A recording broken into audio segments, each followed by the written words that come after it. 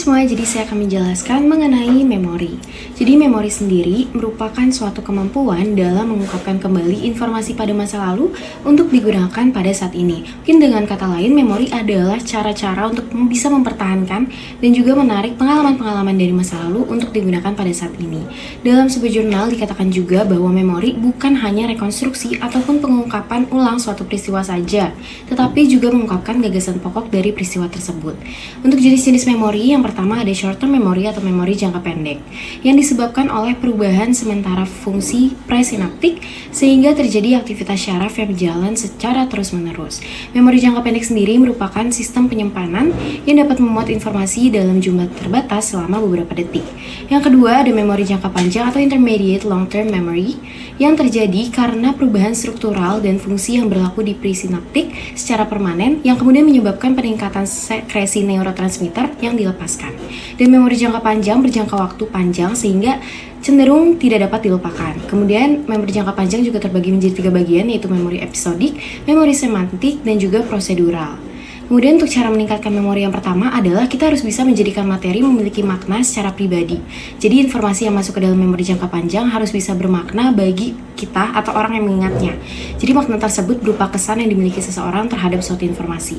Hal tersebut berarti untuk mendapatkan sebuah informasi yang bermakna diperlukan kesan yang akan diperoleh jika seseorang memberikan perhatian pada informasi tersebut.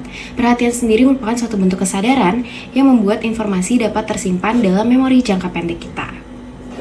Kedua, ada belajar berulang kali untuk meningkatkan daya ingat.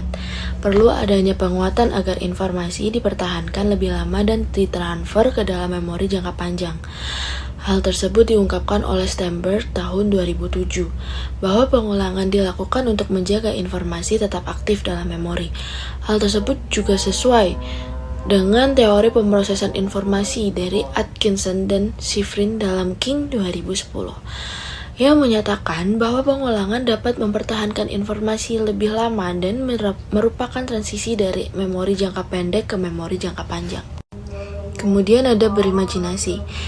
Imajinasi sendiri merupakan gambaran mengenai sesuatu di dalam pikiran menurut Surhanan 2007. Hal tersebut berarti terdapat bayangan yang aktif dalam pikiran mengenai hal yang sedang dipikirkan. Penggunaan imaji dimaksud sebagai daya penggerak kreativitas berpikir. Kemudian nomor 4 ada biasakan untuk mengelompokkan informasi.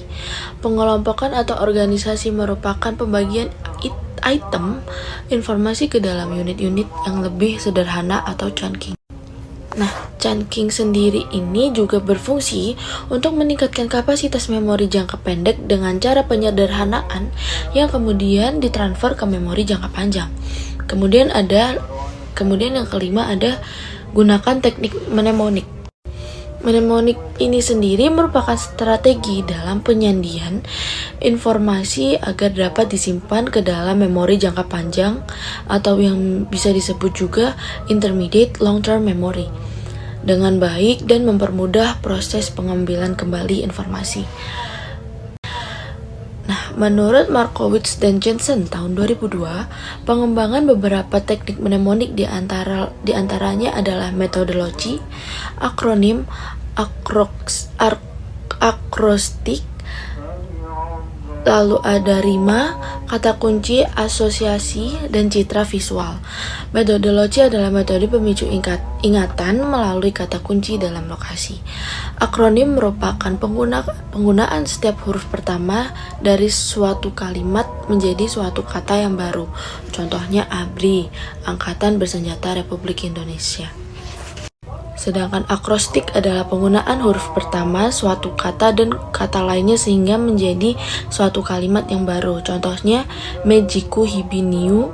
Rima merupakan penggunaan kata-kata yang memiliki suku kata yang sama dan kunci digunakan untuk mengingat inti dari informasi yang didapat.